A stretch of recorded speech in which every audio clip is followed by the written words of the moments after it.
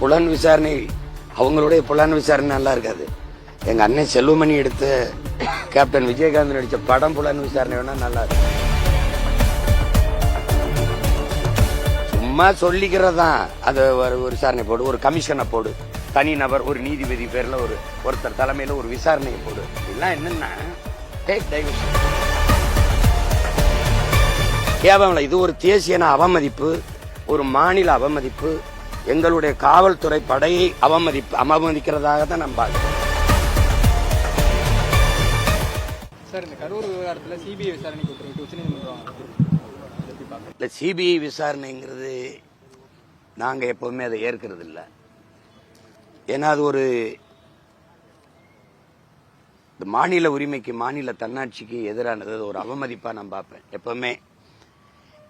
இப்ப எங்களுடைய காவல்துறை விசாரணையில என்ன குறை? இப்ப நம்ம அரசு தோல்வியை ஒத்துக்கொள்ளுதா?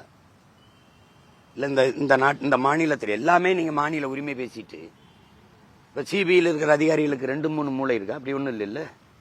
இப்ப இத்தனை ஆண்டுகளை சிபிஐ விசாரிச்சு நிரூபிச்ச ஒரு பெரிய இது ஏதாவது ஒரு வழக்கு இதை நியாயத்தை பெற்றுக் கொடுத்துச்சு அப்படி ஏதாவது சொல்லுங்க பார்ப்போம்.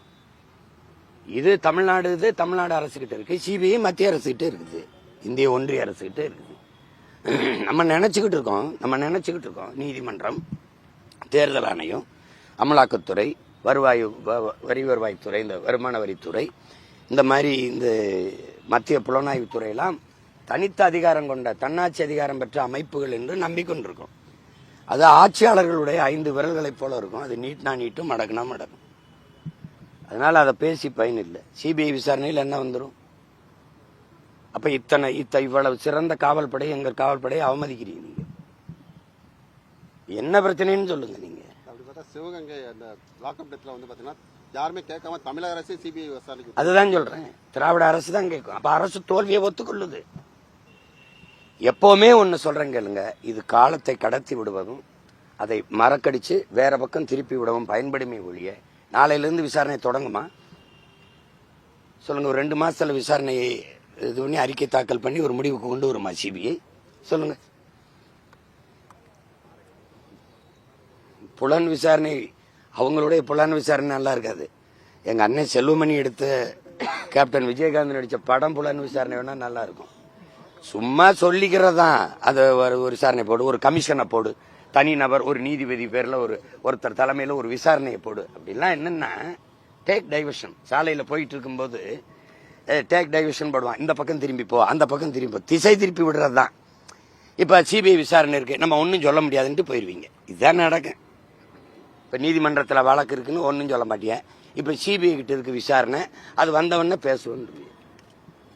ஒரு மாநில தன்னாட்சி போராடி மாநில உரிமைன்னு பேசிட்டு இத்தனை லட்சம் காவல்துறையை வச்சுக்கிட்டு இவ்வளவு அறிவார்ந்த ஒரு படையை வச்சுக்கிட்டு அது விசாரிக்கிறது சரியா இருக்காது. எனக்கு சிபிஐ விசாரணைன்னா நீயே எடுத்து கொடுத்துறது. சாதிவாரி கணக்கெடுப்பா அது மத்திய அரசு தான் எடுக்கணும், இந்திய ஒன்றிய அரசு தான் எடுக்கணும்.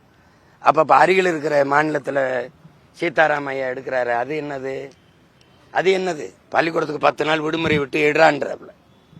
இங்க எடுறானா அங்க வேண்டி கொடுத்துறது. ஆனா வெளியில மாநில சுயாட்சி, மாநில உரிமையை காப்பாற்றுவோம், மாநில தன்னாட்சின்னு பேசுறது. கேவலம் இது ஒரு தேசிய அவமதிப்பு, ஒரு மாநில அவமதிப்பு, எங்களுடைய காவல்துறை படையை அவமதிக்கிறதாக தான் நான் பார்க்கிறேன். விசாரணையே ஆரம்பிக்கல, அதுக்குள்ள இதுக்கு சிபிஐ போனேன். இது ரொம்ப கொடுமையா இருக்கும் பாருங்க. இவங்க எப்படி பண்றாங்கன்னா, அக்ஷரா கார்க் அவர்கள் தலைமையில ஒரு விசாரணையை இந்த தம்பி விஜயுடைய கட்சிக்காரங்க வேணாங்கிறாங்க. இவங்க இந்த சிறுநீரக திருட்டுக்கு இருக்குல்ல, அதுக்கு இவங்க போட்ட நீதிமன்றம் போட்ட ஒரு அதிகாரியின் விசாரணை இருக்குல்ல, அது அரசு வேணாங்குது. எப்படிப்பட்ட ஆட்சி முறை நடந்துகிட்டு இருக்குன்னு நீங்க பாருங்க. ஏன்னா அந்த அதிகாரி உண்மையை கொண்டாந்துட்டான சிக்கல்னு அது நாங்க சொல்ற அதிகாரியை போட்டு நியமிங்குது. இவர் இந்த அதிகாரி எங்களுக்கு பயம், இவரை விசாரிங்க, சிபிஐ விசாரிங்குது. என்ன பயம்? நேர்மையாளனுக்கு என்ன பயம்? எப்ப வேணாலும் விசாரியா பய, அதானே நேர்மையாளனுக்கு அழகு. இதுல என்ன உங்களுக்கு பயம்?